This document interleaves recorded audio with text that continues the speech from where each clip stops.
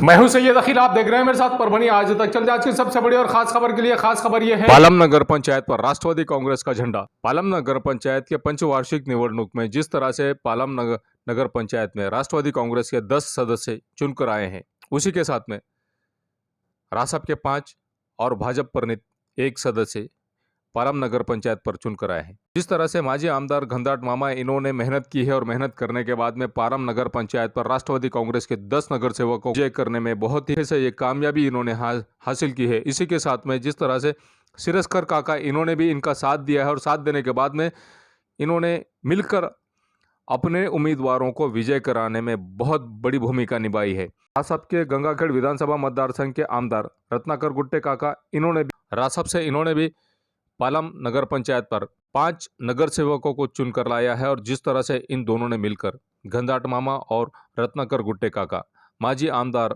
और आमदार रत्नाकर गुट्टे काका, इन्होंने मिलकर पालम नगर पंचायत पर जिस तरह से 10 और 5 अपने अपने उम्मीदवारों को विजय कराने में कामयाबी हासिल की है। इसी के चलते राष्ट्रवादी कांग्रेस के हाथ में अब पालम नगर पंचायत आ गई है।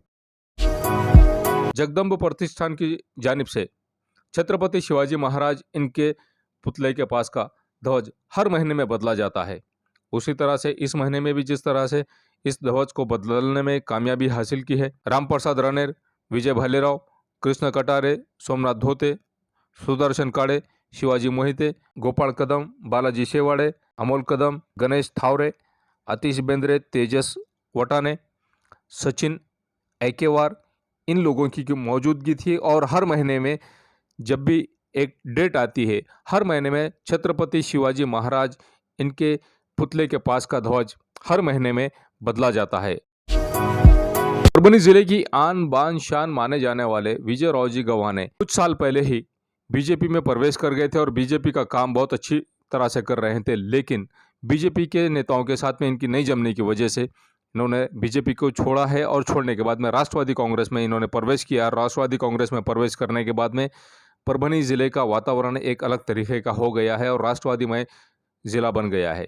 उसी के चलते लोकश्रेय मित्र मंडल की जानिब से सलीम इनामदार और इनकी टीम ने माजी आमदार विजय गवा ने इनका सत्कार किया है। आइए जानते हैं किस तरह की प्रतिक्रिया सलीम इनामदार इन्होंने दी है।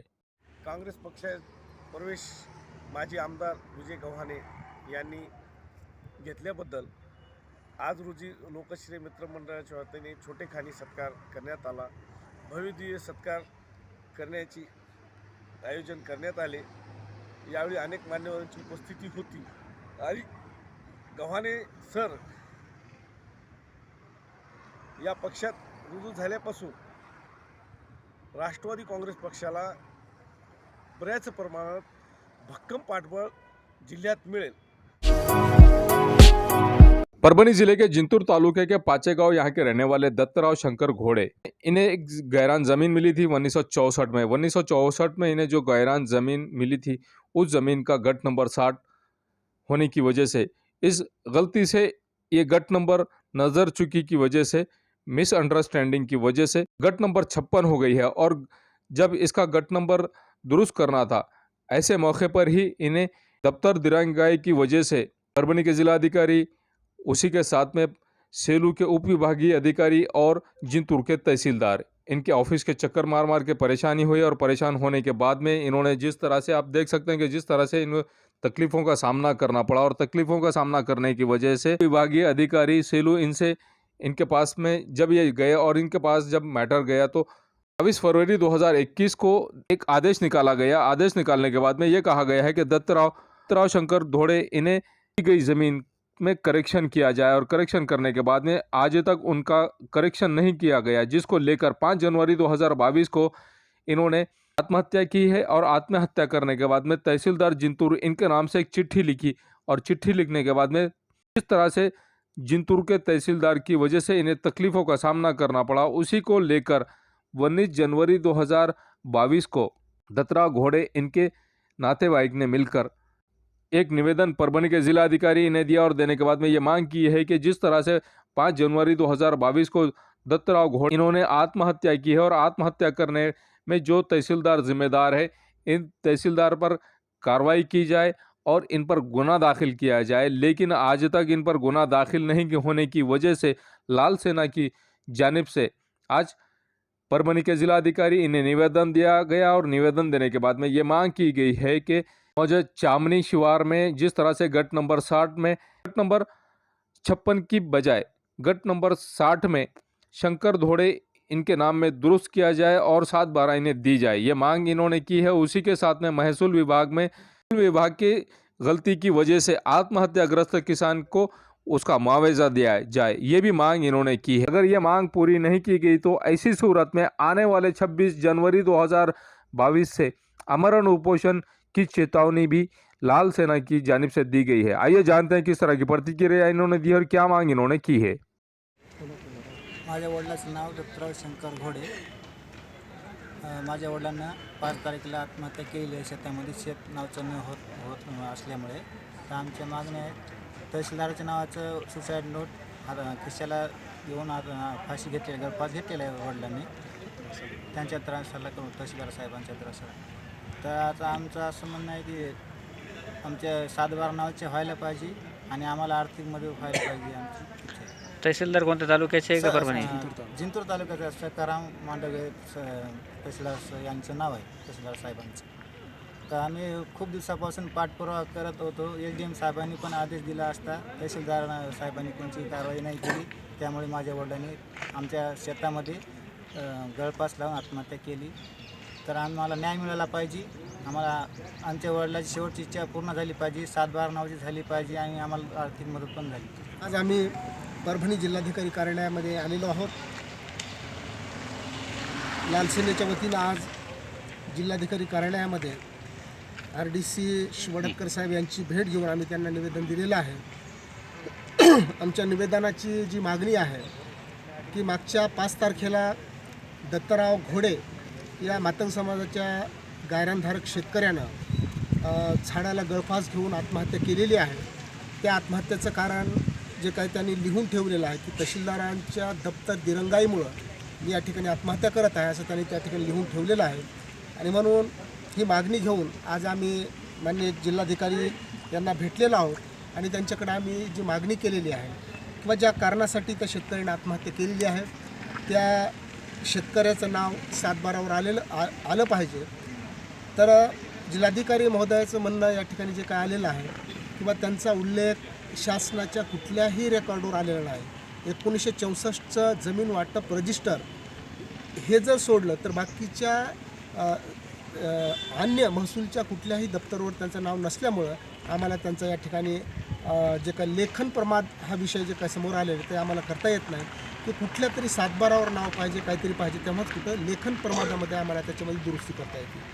तरी परंतु या घटनेचं गांभीर्य या घटनेच्या पाठीमागची जे काही शेतकरी आत्महत्या आहे ह्याचं दुःख त्यांनी जाणून घेऊन खास बाब म्हणून माननीय जिल्हाधिकारी यांच्याशी चर्चा करून त्या 7/12वर हे नाव घेण्याच्या संदर्भात 26 तारखेपर्यंत ते 26 तारखेपर्यंत कारवाई करण्याचं त्यांनी या शिष्टमंडळाला आश्वासन दिलेलं आहे.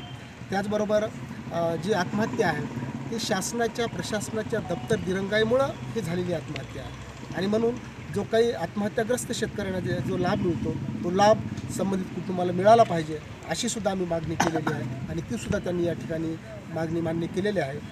येत्या 26 तारखेपर्यंत अन्यथा 26 तारखेपासून जिल्हाधिकारी कार्यालयाच्या समोर संपूर्ण नातेवाईकासह आम्ही आमरण उपोषण या ठिकाणी करणार आहोत. कोरोनाग्रस्तों की तादाद दिन ब दिन परभनी जिले में बढ़ती जा रही है। उसी के चलते 19 जनवरी 2022 को आज 3174 लोगों के कोरोना के टेस्ट किए गए हैं, जिसमें 235 कोरोनाग्रस्त पाए गए हैं। कोरोना से ठीक होने वालों की तादाद 46 थी और 46 लोग आज कोरोना सेंटर से अपने घर छुट्टी लेकर गए हैं। परभनी के जिलाधिकारी श्रीमती आंचल गोयल इन्होंने जिस तरह से परभनी जिले की जनता से आह्वान किया है कि कोरोनाग्रस्त होने से अगर आपको बचना है तो एक बात का खास तौर से ख्याल रखें, जब भी अपने घर से बाहर निकल रहे हैं तो अपने चेहरे पर मास्क जरूर लगाएं, सोशल डिस्टेंस का खास तौर से ख्याल रखें।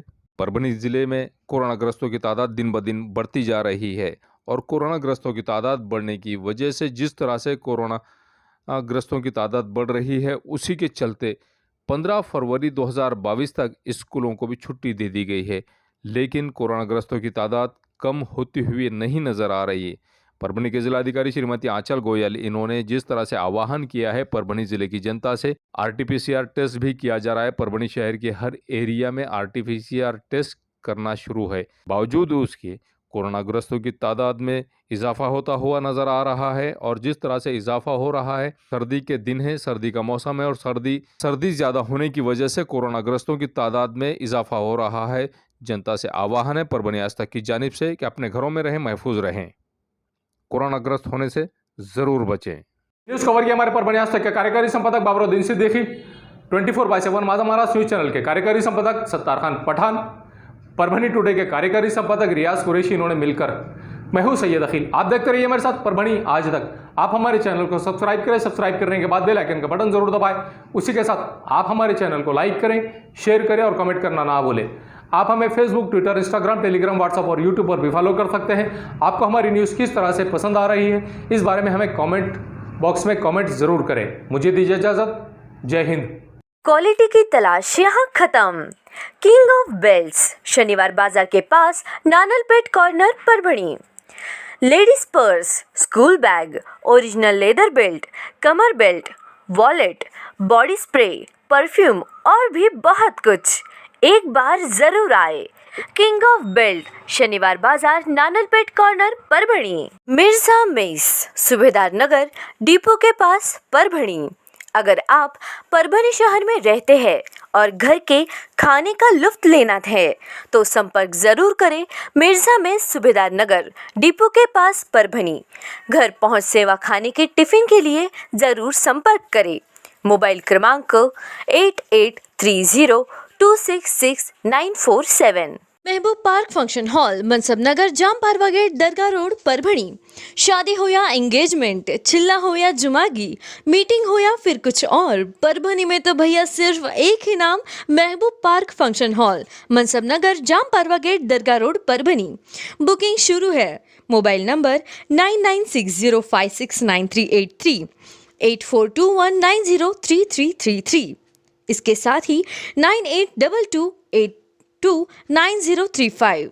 हाजी महबूब अंसारी। याद रहे, आप हर तरह के प्रोग्राम हमारे फंक्शन हॉल में मनाएं। आज ही अपने प्रोग्राम की बुकिंग करें। एयर फिटर, उड़ान पुल के पास, अनुषा टैकिस के सामने, गंगाखेड़ रोड, परभनी। 24 तास सेवा। अगर आपकी गाड़ी किसी भी जगह पर परभनी शहर के किसी की भी जगह पर पंक्चर हो रही है तो आप टेंशन ना लें, ये नंबर पर फ़ोन करें। 24 घंटे सेवा उपलब्ध है। सैयद शकील, सैयद इस्माइल, संपर्क जरूर करें। SBS इंग्लिश स्पीकिंग क्लासेस, मासूम कॉलोनी, दरगाह रोड, परभनी।